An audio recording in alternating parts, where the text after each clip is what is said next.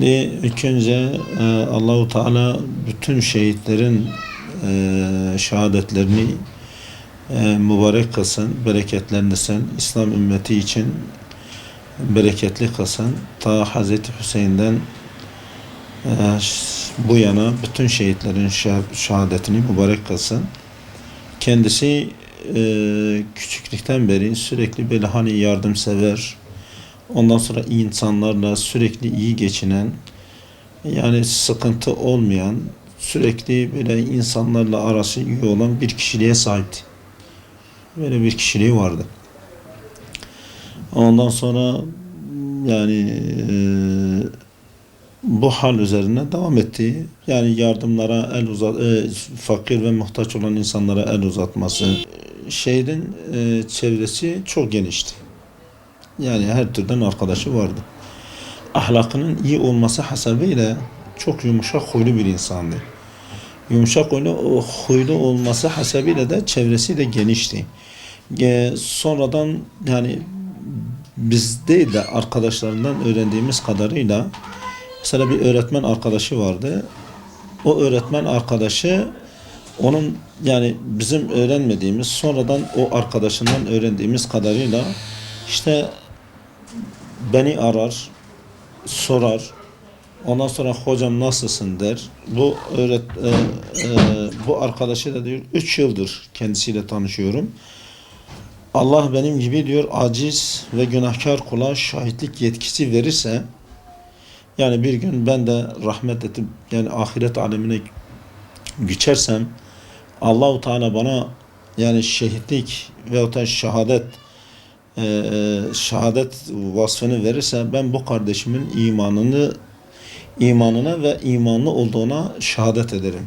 Ve diyor kendisi bu kişi nasıl denilse ben bunun imanlı bir kişi olduğuna şehadet ederim. Bu kardeşim de Allah Resulü'nün yaşantısı çerçevesinde sürekli böyle bir yaşama hassasiyeti olduğu yani böyle bir yönde çaba sarf ettiği böyle bir kişiliğinin olduğunu söylüyor. Çalışan bir kardeşimiz. Bunu ispat olarak da birkaç hadise diyor bu kardeşimiz diyor anlatayım. Diyor Urfa'da memur olarak görev yapmasına rağmen sürekli beni arar. Yani şehidin kendisi beni arar. Benim yerime fakir bildiğin kişilere sürekli para ver. Geldiğimde sana vereceğim derdi. Yani kendisi Urfa'da çalışıyor. Buradaki öğretmen arkadaşına telefon açıyor. Fakirleri tespit et.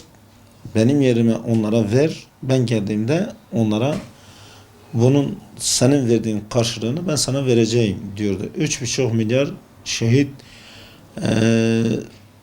aylık ücret alıyordu. Ve bu 3,5 milyarı hemen hemen ne diyelim yani borcu harcından sonra yani dağıtırdı ve verdiğini de hani Allah Resulü Aleyhisselatü Vesselam bir hadiste diyor ya yani sadaka verildiği an sağ elin verdiğini sol el görmeyecek şekilde. Hakikaten de öyle yaptı. Yani sağ elinin verdiğini sol el görmemiş. Öyle bir şey ki yani bize bile söylememiş. Sonra şehadetinde cebinden çıkan listede işte bağlarda falan aileye bu kadar falan kese bu kadar falan kese bu kadar böyle listelemiş yani. Eve geliyor. Evde artık valizini hazırlıyor. Gece Urfa'ya gidecek. Devlet hava meydanlarında memur olarak çalışıyor. Valizini hazırlıyor. Urfa'ya gidecek. O esnada öyle hani bir sıkıntı son an diyor bir arkadaşıyla konuşuyor. Bizim bu öğretmen onun arkadaşı anlatıyor. Son an diyor bir arkadaşıyla konuşuyor. Ben evdeyim sıkılıyorum dışarı çıkacağım böyle biraz yani biraz rahatlama amacıyla. İşte diyor o arkadaş da dedi ki arkadaşı ona dedi ki Cumali ortam çok gergindir. Yani çıkma dışarıya. Yani çünkü bu esnada ne olacağı belli değildir. En iyisi sen çıkma dışarıya. O da diyor ki yani takdir ilahi kader onu oraya çekiyor. Ben çok sıkılıyorum dışarıya çıkacağım. Ve her Urfa'dan geldiğinde kendi hava alanı müdürüyle arası çok iyiydi. Yani birbirlerini çok sever. Müdür ona evlat gözüyle bakar. O da tabiri caizse yani bir baba gözüyle ona bakar. Çok çok birbirlerine bağlı idiler. Yani o samimiyetten kaynaklanan İşte Cumali buraya geldiğinde her seferinde ona ve oradaki çalışanlara böyle hani elinde bir hediye götürme, bir tatlı götürme, bir şey götürme. Duyduğumuz kadarıyla diyor NCT'ye oradaki şeye gelip alışveriş merkezine yani biraz tatlı alıp yani gidecek ya akşam. Ona tatlı götürme amacıyla işte oradan gelince e, böyle bir karabalık grubun yani Müslümanların orada yaralıların olduğunu görüyor. Görünce yani oradaki o İslami hassiyet o yani e, hissiyat onu oraya götürüyor ve söylenilenlere göre yani o Müslüman kardeşlerimizin yaralılarını görüyor. O yaralılardan bir tanesini yani görgü şahitlerine dayanarak verdiğim haberde yani o yaralıları görüyor, o yaralılara el atıyor. Yani kendisinin içindeki o merhameti, o duygusu ki kim olsa aynı hareketi yapar. Yani bizim inancımızda, örfümüzde, adetimizde yani kim olursa olsun bir kavgada, bir şeyde bir yaralı olduğu zaman el atma vardır. Hem bizim dinimizde, hem örfümüzde, adetimizde biz yani bu şekilde yetiştik. O da ona binaen yani onların o İslami kimliklerine binaen el atıyor. Ondan sonra kaldırıyor. Birinci yaralıyı götürüyor.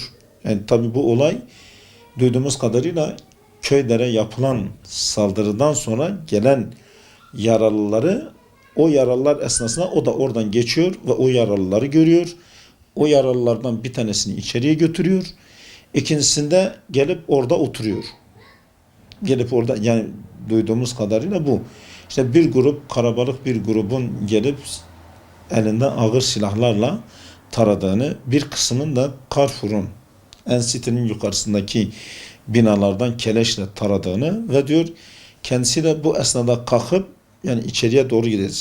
Otomatik silahlarla ateş açıldığı için kendisi de içeriye doğru gideceği esnada işte bir mermiyle yere düşüyor. Ve o anda onu içeriye götürüyorlar. İlk müdahale yapılıyor. İlk müdahalede bakıyorlar ki Sultan Hastanesi'nde yapılacak bir iş değil ve bunu fakülteye götürüyor. Dicle Üniversitesi. Kurşun muhtemelen sağ tarafından girip sol el kısmının üst tarafından atıyor. Ve bu kurşun yani akciğerini, karaciğerini, böbreğini kalbinin de hemen üstünden böyle yani atıyor. Dışarıya atıyor. Bizim duyduğumuz kadarıyla bu. Evet. Yani öyle bir kurşun ki biz hani fakültede doktor dedi ki yani 1 milim daha bir yerden gitse karaciğeri koparacaktı yani. Öyle bir hadise yaşanmış ve ilk müdahale orada yapılmış. İlk müdahaleden sonra Dicle Üniversitesi Araştırma Hastanesi'ne getirmiş. İkinci, üçüncü müdahale orada yapılmış. Yani Kürtlerin hiçbir zaman örfünde, adetinde olmayan şeyleri yani özellikle bu olaylarda gördük. Yani vahşi bir toplumda bile yaşanması muhtemel olmayan olaylarla karşı karşıya geldik. Yani bir belgesel izliyorsun, vahşi bir hayvan bir hayvanı parçaladığı an yaptığı hareket bu değildir. Bizim ürfümüzde, dinimizde, adetimizde, gelenek ve göreneğimizde düşman bile olsa yani bu şekil yapmaz. Yani böyle bir vahşi bir tutum sergilenmez. Yani hem örfümüzde, hem adetimizde, hem geleneğimizde, hem dinimizde bu şekil bir şey yoktur. Yani çok acayip bir şekilde yani bir sarsıntı var yani insan hani bir olay karşısında insan bir zulüm görmüşse bir tepki gösterebilir. Yani bu onun hakkıdır. Toplumsal bir tepki gösterir, bağırır, çağırır. Ondan sonra her türlü hakkını aramaya çalışır. Ama hak arama şeklinin bu şekilde olmaması lazım. Yani etrafı dağıtarak, kırarak, parçalayarak, insanları öldürerek, kendi insanlarını öldürmek suretiyle aranan hak değildir yani. Yani bir defa bu toplum senelerce zulme uğramış bir toplum olarak yani zulmü en azından tanımış, zulmü bilen bir toplum olarak senelerce zulme tabi olan bir toplumun kalkıp aynı insana, kendi yandaşlarına, kendi ırkından olan insanlara bu zulmü yapmaları düşündürücüdür. Gerçekten de düşündürücüdür yani. Sizin şer zannettiğiniz birçok şeyde hayır, hayır zannettiğiniz birçok şeyde de şer vardır. Allah bilir, siz bilemezsiniz diyor. Şimdi sonuçta mal da Allah'ın, mülk de Allah'ın. Allah Azze ve Celle istediği zaman, istediği şekilde tasarruf sahibidir. Yani Allah o şekilde onun yani zamanı gelmiş, kaderi ilahi, takdiratı, mukadderatı bu kadar. Bu şekilde şehadet üzeri canını almış.